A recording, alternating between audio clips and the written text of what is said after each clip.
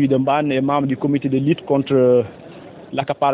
cet accaparement de terre au niveau de la commune de Mbane. Comme on a l'habitude de l'entendre, depuis 2009, la commune de Mbane est encore victime d'un problème foncier. La population de Mbane est devenue étrangère sur son territoire. La population de Mbane est devenue de plus en plus pauvre à cause des entreprises, à cause d'hommes d'affaires qui ont fini à avoir beaucoup de richesses sur nos terres, là où le jeune de la commune de Mbane, qui veut développer un projet d'entrepreneuriat individuel ou collectif, a des difficultés pour trouver une portion de terre. Nous, au niveau de la commune, nous louons des terres pour pouvoir cultiver. Aujourd'hui surgit l'affaire Cheikh Hamidou Kane, relatif à la société Sofico qui voulait vendre, où la banque Bumao voudrait vendre aux enchères les 7960 hectares, où est actuellement plus d'une dizaine de villages où les populations développent l'agriculture, où les populations développent l'élevage, où les populations ont fini d'imprimer une histoire, ont vécu, où les populations ont leur cimetière, où les populations ont vécu par rapport à cet espace. Aujourd'hui, on veut vendre cet espace. Et la vente de cet espace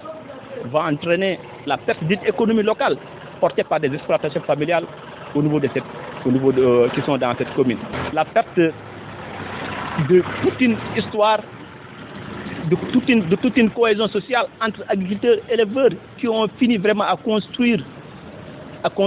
un espace de dialogue, de concertation et de développement. Nous demandons au président de la République d'annuler ce bail et d'aménager ces terres au profit de la population. Si ces terres sont vendues, là vraiment, on n'aura plus la possibilité de développer des activités agricoles. Et ces 7960 hectares, ce sont ces terres qui restent à la commune de Mbane. C'est le poumon économique de la commune de Mbane. Vendre ces terres, c'est arracher le poumon économique de la commune de Mbane. Et nous demandons au président de la République de tout faire pour annuler ce bail et que ce bail revienne à la population de la commune de Mbane. Et nous, aujourd'hui, on a assisté à l'audience de la vente aux enchères. La vente est radiée. Nous allons continuer le combat. Nous allons continuer le combat pour que ce bail revienne à la population parce que ce bail est illégal. Le gars qui a obtenu ce bail n'a pas valorisé cette terre depuis 1984. Il n'a même pas construit une petite case sur cette terre. Aujourd'hui, toute la population de Mbane s'est mobilisée pour dire non, pour que vraiment cette terre revienne à la communauté, pour qu'on puisse vraiment s'appuyer sur l'agriculture pour développer notre cher pays. Parce que, comme on le dit, il n'y a pas de pays sans paysans et on ne peut pas cultiver sans terre. On a besoin de cette terre. Dañu fi ñëwoon tey tribunal régional de Saint-Louis ñu ne alors suuf bi nga xam ni dafa nekkoon diggante population bi ak Cheikh Hamidou Kane ñu naan kii moo ko moom déedéet kii moo ko moom mais ñun ñu jàppoo ñu population bi ñoo moom suuf si dañu toog benn jimme jamono ñu indi foofu kayit mënu tudda ci vice justice indi foofu benn dossier ñu ne alors dañu war a jaay suuf si tey bisu tey bi alors ñun ñu teewoon tey nag pour teewee mbir mi waaye yàlla jox na bi ñu fi yëgsee tey ci ndimmal yàlla ci ndimmal état bi ci ndimmal yàlla ci ndimmal réseau CESO yëpp yàlla def na nii la nañu njaay mi maanaam société bi nga xam ne bii moo yoraloon banque bi xaalis bi delloo na ko xaalis bi suuf si ñoo ngi ko téye tey ñoo ngi ko téye suba suñu bakkan lañ ci téye képp société bi nga xam ne bii am nga sa xaalis jënd suuf soos amoo suuf si ñoo fooy béy mun nañu béy ñoo fooy sàmm mun nañu sàmm ñoo fooy dikk mun nañu dikk boo fa demee li nga fooy fekk ci ay bâtiment ci ay dispensaire ci ay école ci ay jur ci ay tool ak nit ñu ci dund mënuma dégg ñu déplacer loolu yóbbu ko feneen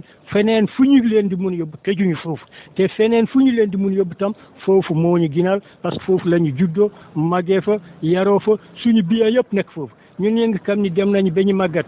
lépp lu ñu organisé woon ci alal addina lépp lu ñu fagg woon ci alal addina ñu jël ko def ko foofu tey ji bu ñu tokalee foofu fan la ñu jëm demuñu tey demuñu suba ñoo ngi nag woo état Sénégal ñoo ngi wax gouvernement Sénégal di wax président de la République suuf si naka delloo domaine national bu dee béy ñun mun nañu béy daañu ko béy kolam sedd je remercie. suuf bu ñu tëdd foofu suuf bi nga xam ne ci biir Mbaan moo nekk koom-koom Mbaan parce que suuf bi nga xam ne ay usine ñu ngi ci taxaw usine bi ngeen dégg vital mu ngi taxaw ci dëgg bi di indi na foofu koom-koom indi na foofu njëriñ ay école ñu ngi ci taxaw ñu ngi jàngale ay qualité xale yi ëllëg mun nay nekk président république mun nay am xam-xam yi nga xam ne mun nay dundal réew mi jur am bagay du nag du xar du béy du ganaar waxatuma waxu tool yi li ñu béy foofu alhamdulillahi rabbil alamin du soble du pataas du gerte façon béy boo gis ci àdduna mu ngi béy foofu kooku nag nit bu nga xam ne wàcc na suuf defu ci dara takku ci dara toog boo yàgg nee ne damay dindi suuf bi dama koy jaay kooku waxu erreur la population bi dañuy taxaw guddi ak bëccëg ñu ngi ci teg seen bakkan en tout cas suuf bi am na ñun ñu ngi ko jëriñoo bu baax te dañu bëgg comme ni chef de village waxee état Sénégal mooy ni wax président république naa jël suuf bi delloo ko sàmmkat yi ak béykat yi ak nappkat yi daañu ko béy comme nu ma ko soxle daañu ko sàmm comme ni ñu ko soxle daañu ko napp comme ni ñu ko soxle